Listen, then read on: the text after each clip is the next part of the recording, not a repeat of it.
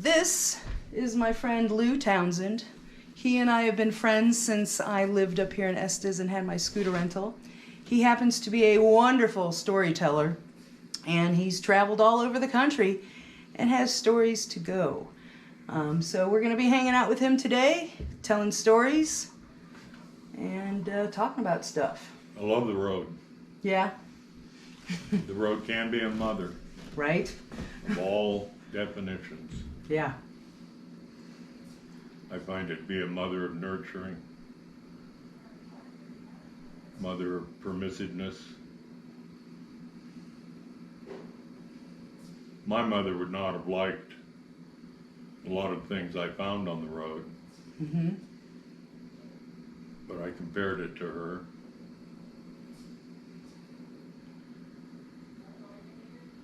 Yeah, when you started this, and gave me the subject that you were going to zone in on, of course I thought first of all the road trips that I initiated and got in my own vehicle and took off. But the longer I thought about it, my introduction to the road was always as a passenger, not a driver, because it started early on in my childhood. My parents were firm believers in taking long trips, and I got hooked immediately.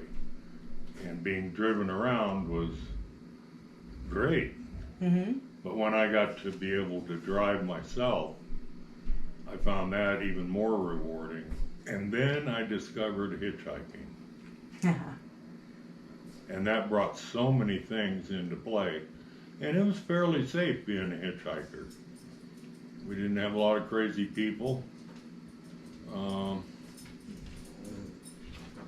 And as a young adult, you feel like nothing is ever going to take you away. Mm-hmm. So riding with someone felt safe. Mm-hmm. But hitchhiking I found to be 10 times more adventurous Mm-hmm. than just getting behind the wheel and going. Sure. And so I was trying to think of my first hitchhiking experience, and I was living in a small town, about 18,000 people, out on the prairie, and it happened to be a university town, which means the movies and the TV were all about the road. I had already discovered Jack London, and Kerouac. I was being schooled in Kerouac right during this period. Steinbeck was a soulmate. Mm-hmm. And Kerouac was very permissive, and I was still trying to understand him. Mm-hmm.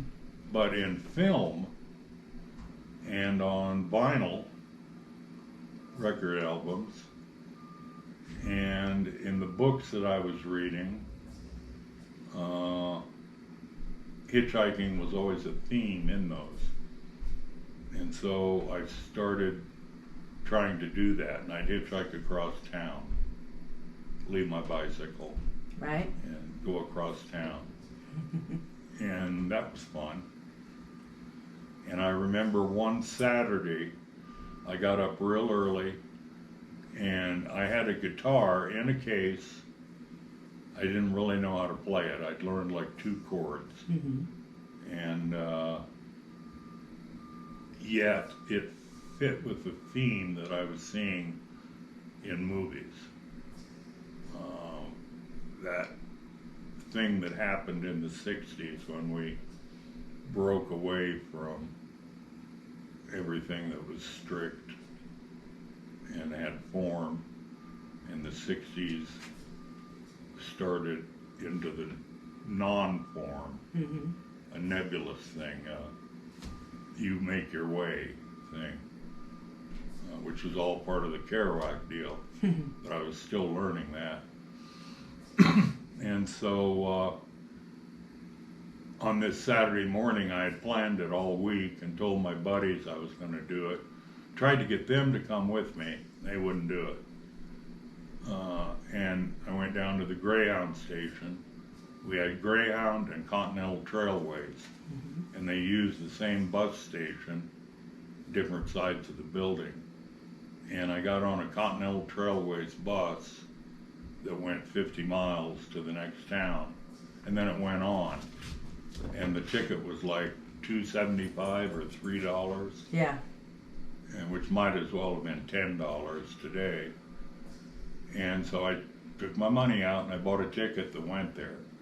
And then me and my guitar case and guitar that was in it got on the bus.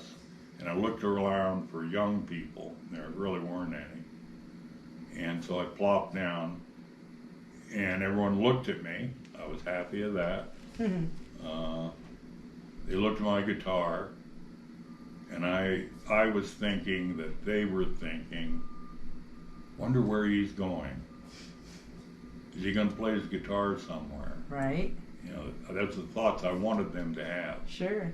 so that it would complete my story. Uh-huh. And I get to the town 50 miles away. I get off and I buy a ticket to the town 75 miles the other side of my town. Mm-hmm. And I rode the bus there. Again, no real young people asking questions. And I was preparing answers in my head that I had come from Tennessee and I was going to San Francisco, or, Uh-huh. you know. I wanted to be part of that whole thing. Sure. But I didn't want to get too far away from home. And that was my first hitchhiking, aside from hitching across town. And riding the dog or the Continental Trailways wasn't hitchhiking, but it had that same flavor. Mm-hmm. It was a conveyance that did not belong to me, was not directed by me, Mm-hmm. and you had to pay, but in a way you were putting up your thumb. Sure. I'm going to pause right here today because there is a lot of Lew to go around. I shot about 5 hours worth of Lew footage, so there's a bunch to sift through. Here are some images I took while I was driving through Colorado getting to Estes Park.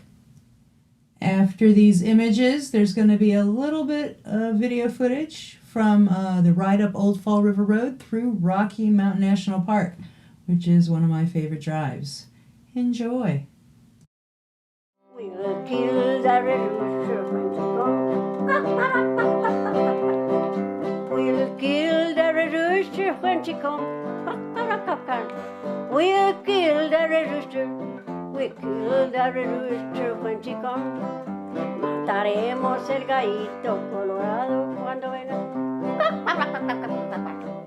Mataremos el gallito colorado cuando venga. Mataremos el gallito colorado cuando acabe de llegar. We'll have chicken and dumplings when she comes. We'll have chicken and dumplings when she comes. We'll have chicken and dumplings. We'll have chicken and dumplings. We'll have chicken and dumplings when she comes. Tendremos gallito y pozolito cuando venga. Tendremos gallinita y pozolito cuando venga. Tendremos gallinita y pozolito, chilito y cebollita, pa' podernos saborear.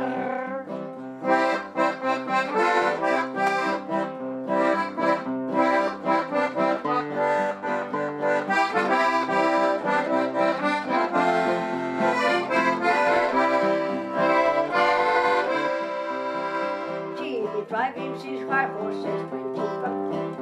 Giddy up, giddy up, giddy up.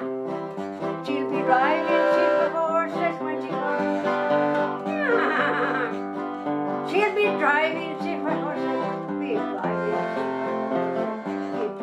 his horses. Va a traer esos caballos blancos cuando vengan. Giddy up, giddy up.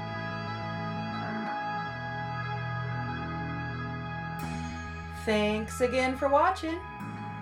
Next time we're going to be talking with Lew again. And we're going to have some more great visuals from out west. Until then, see ya.